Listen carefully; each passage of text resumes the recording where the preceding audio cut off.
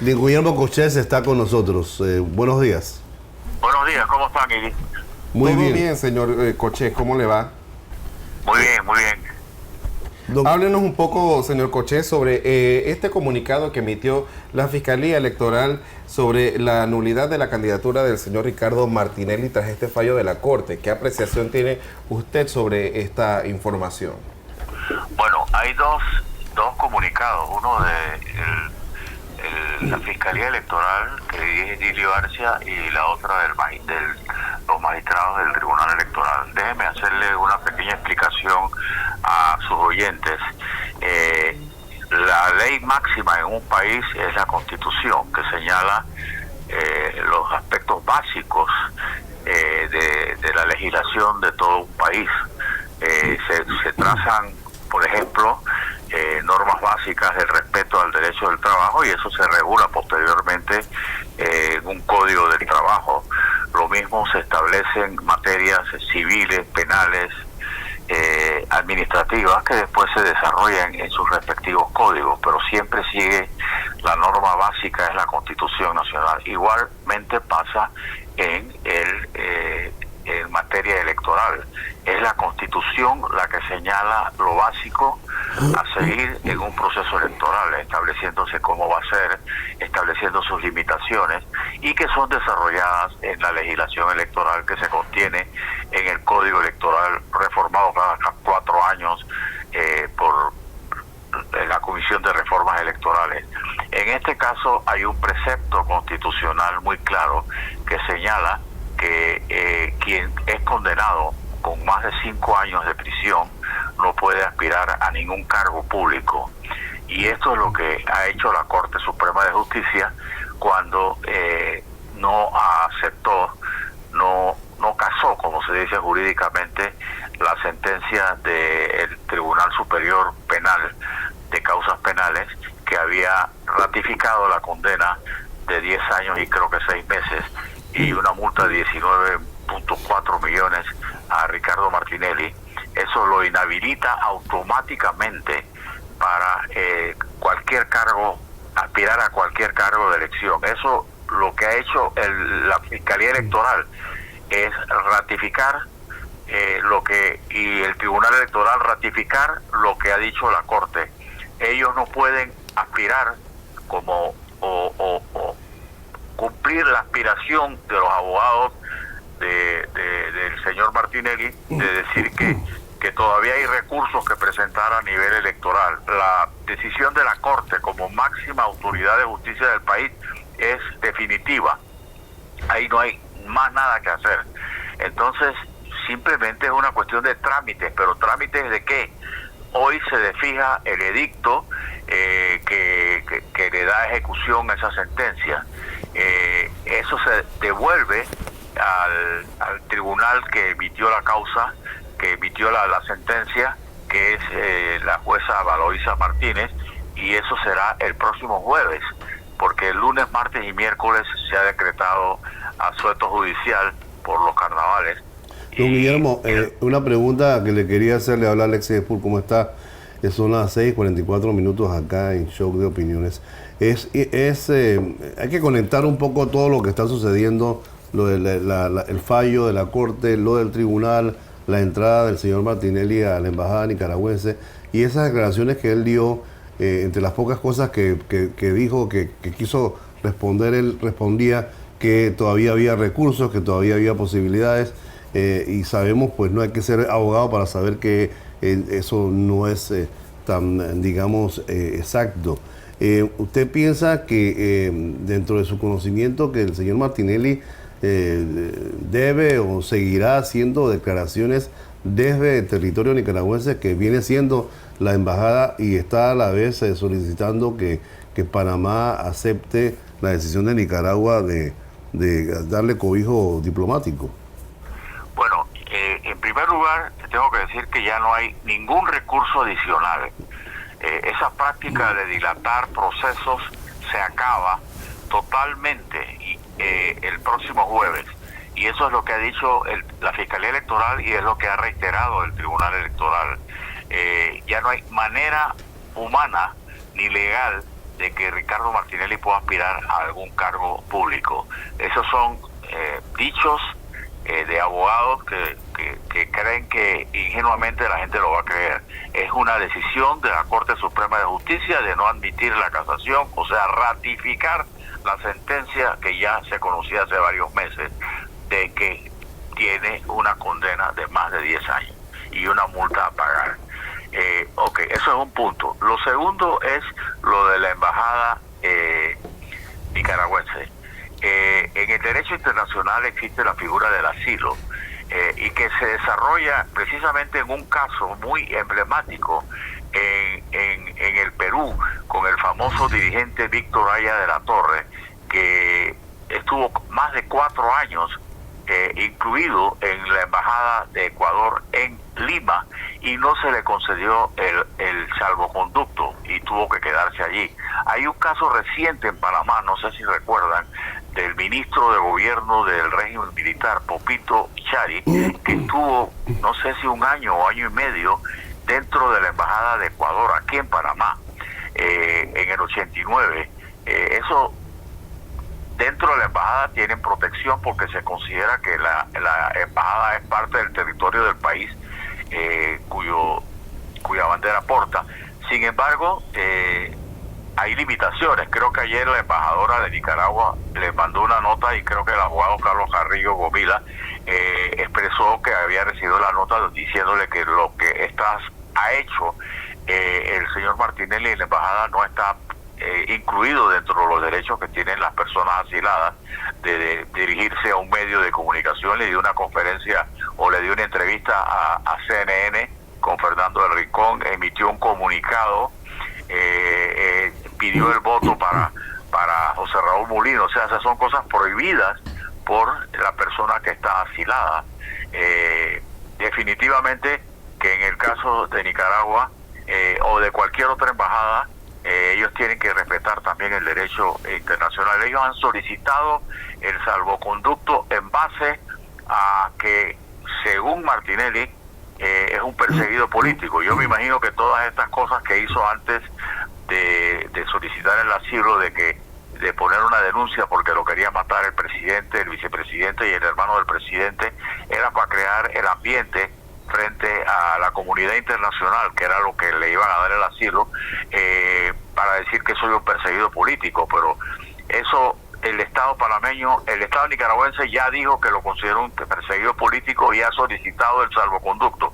Ahora lo que falta es que el Ministerio de Relaciones Exteriores lo conceda. ¿Se puede negar ese salvoconducto al señor Martinelli? ¿Puede el Estado, el gobierno, negarle el salvoconducto? Lo que se utiliza en materia diplomática, no soy experto internacional, pero es simplemente no contestar y se queda allí, o negarlo. Verdaderamente el efecto sería que es una especie de negativa, es no contestarlo. Para el gobierno panameño en este momento es muy difícil la situación y voy a explicarla por qué desde el aspecto político. Todos sabemos que hay muchas personas que se han buscado por la justicia a nivel de político por peculado, corrupción, caso de Mauricio Funes, Carlos Sánchez Serén, expresidentes de El Salvador que se han ido a Nicaragua. Pero también en Nicaragua, como que parece que se ha convertido en una especie de negocio, el llevar asilados, se han quedado allí personas que son buscadas por la justicia internacional por crímenes, por narcotráfico, o sea, criminales que le dan el tratamiento de perseguidos políticos para poder darles el asilo. Inclusive en el caso del presidente Mauricio Funes le han dado hasta la nacionalidad nicaragüense.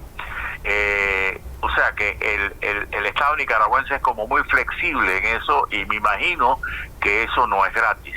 Me refiero que esa operación no es gratis, porque con toda la situación que vive Nicaragua, la migración de nicaragüenses que salen, hay una crisis económica muy grande y me imagino que esa es una manera del gobierno de Nicaragua, dirigido por Daniel Ortega y su esposa Rosario Murillo, que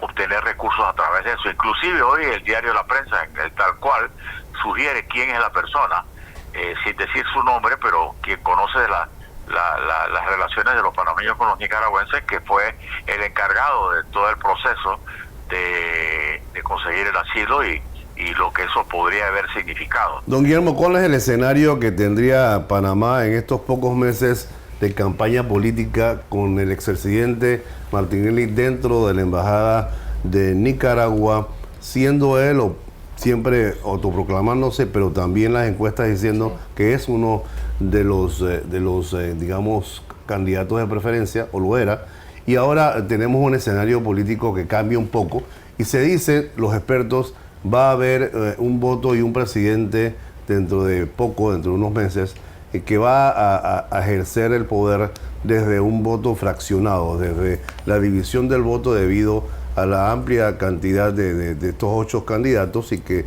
de alguna manera también no atomizan el voto, sino todo lo contrario, lo llevan a dividirlo y en una oferta política bastante, digamos, difícil o polémica de escoger de parte del ciudadano panameño. Sí, yo verdaderamente creo que esa atomización que se está dando es ahora, a medida que pasa el proceso electoral y la gente vea que Juan tiene más posibilidades que Pedro, va a ir alistándose con Pedro, porque la gente va a votar a ganador, y entonces algunos que están muy parejos hoy van a disminuir y otros que están muy parejos hoy pueden subir. Eso es lo que puede pasar, es como una preencuesta electoral o una primera vuelta, dadas las encuestas que se vayan dando y dada la percepción que tenga la gente de quién va arriba y quién va abajo. Yo verdaderamente creo que Ricardo Martinelli tiene que cumplir las leyes del asilo, y él debería, si Nicaragua respeta el derecho internacional, que definitivamente no lo ha respetado. Hemos visto cómo Nicaragua le ha negado la nacionalidad, le ha quitado la nacionalidad a 300, 400 personas porque no están de acuerdo con su régimen, los expulsa del país, como expulsa sacerdotes, etcétera. No es muy respetuoso del derecho internacional. Sin embargo, eso puede permitir que Panamá tome acciones diciéndole: usted no está cumpliendo las reglas del asilo, y Panamá no puede entrar a la sede de la embajada nicaragüense. Sabemos eso porque eso es una protección territorial muy grande, y Panamá no puede violar eso. Sin embargo, vuelvo a lo que te decía antes: si el gobierno mañana decide darle el salvoconducto, ¿qué es la impresión que va a haber en la gente? Que también le han dado dinero, y lo digo directamente, a algún funcionario para que permita eso, y eso yo creo que le va a afectar mucho al PRD. Así que yo creo que en este momento la situación para el gobierno es muy difícil, porque si lo retiene, tiene una papa caliente ahí. Si lo deja ir, van a decir que por algo lo ha dejado ir. Entonces, al final, lo que persigue el señor Martinelli, les voy a explicar qué es lo que es. Que quien gane las elecciones y asuma el 1 de julio de 2024, lo indulte. Por eso él va a tratar de apoyar al candidato que negocie con él, indultarlo el 1 de julio para que no tenga que pasar un día en la cárcel. Claro. Esperaremos a ver qué pasa, pero la situación... Sí, esa especie lo he escuchado. Usted conoce al expresidente Martinelli en las distancias cortas, fue diplomático él en algún momento, se disgustó, se separó de él o se distanció de él. Dígame, el señor Martinelli encerrado en una embajada o una cárcel, o por su naturaleza humana, ¿qué tipo de persona es en esa distancia corta donde usted lo conoce bien?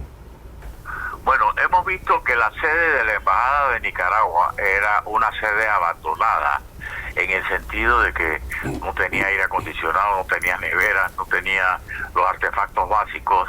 He estado leyendo noticias de la situación económica de Nicaragua, que ha cerrado innumerables consulados a nivel mundial. Por ejemplo, ayer leí que el consulado de Berlín ha sido cerrado, y que cualquier nicaragüense que tenga un trámite que hacer tiene que ir a Viena, Austria, que son 6 horas, 7 horas. O sea, Nicaragua está pasando una crisis económica muy grande por las sanciones económicas y por la manera tan particular como han estado expulsando nicaragüenses, se han metido con la Iglesia Católica, no hay respeto ni siquiera al Vaticano, han expulsado hasta el nuncio apostólico.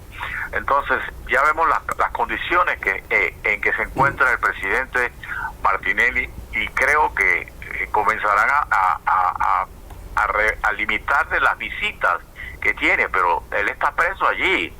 Él estuvo preso en el Renacer y está preso en la embajada nicaragüense, porque no puede salir de allí, porque en el momento que sale de ahí ya vemos que está rodeada la sede nicaragüense por la policía.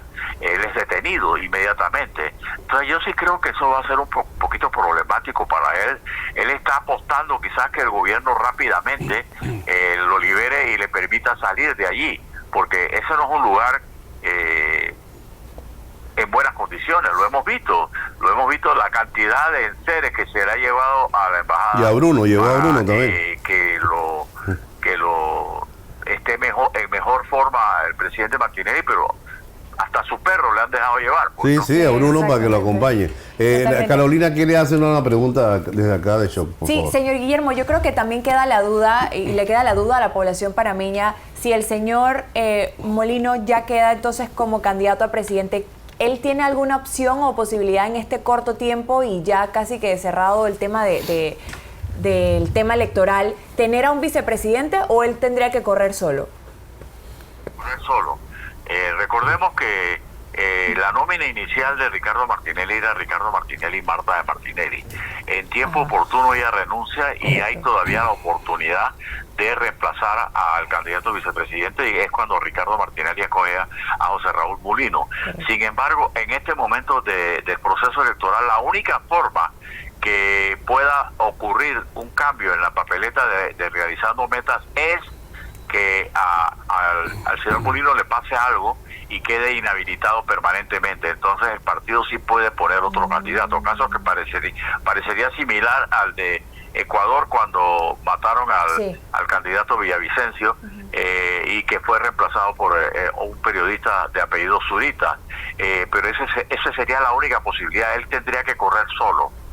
Wow. O sea que Panamá estaría, si en caso tal llegase a ganar, Panamá estaría gobernado por un presidente sin tener a un vicepresidente. Sin tener vicepresidente. Y hay una norma constitucional que se establece en caso pues que llegue una persona a no tener vicepresidente, y es cómo se reemplaza. Y se utilizaría la fórmula hasta, dependiendo del tiempo que esté el presidente en funciones, la fórmula que se usó durante el gobierno en el régimen militar, que habiendo quitado a Nicolás Ardito Barletta, habiendo quitado a Eric Arturo del Valle e ignorado a Roderick Esquivel, asumió la presidencia un ministro encargado de la presidencia. Eso está contemplado en la Constitución, pero dependiendo del tiempo que asuma, tendría que haber una nueva elección. O si no, si es al final, ya no, esperar a la próxima. Don Guillermo, ¿usted cree que el expresidente Martinelli estaría dispuesto a negociar con cualquiera que tenga posibilidades o llegue a la presidencia el tema de su indulto, el tema de que sea más benévolo con él en el momento en que tenga que enfrentar la justicia finalmente? Así es, eso es lo que él está buscando. Lo que no quiere es entrar a la cárcel. Yo siempre aposté que él no iba a ir a la cárcel y que él iba a buscar una manera de hacerlo.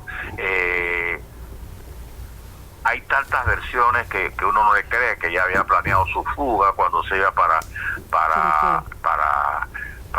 Bugaba, y que regresó en su avión cuando supo lo de la decisión de la Corte. Pero el problema de una fuga es que implica que las personas que lo llevan, por ejemplo el piloto que lo lleva, se hace también cómplice, y eso es un delito también, porque está evadiendo la justicia y está ayudando a evadir la justicia. Entonces nadie se va a tomar el riesgo de por ganarse un par de reales en un vuelo va a asumir él una pena personal.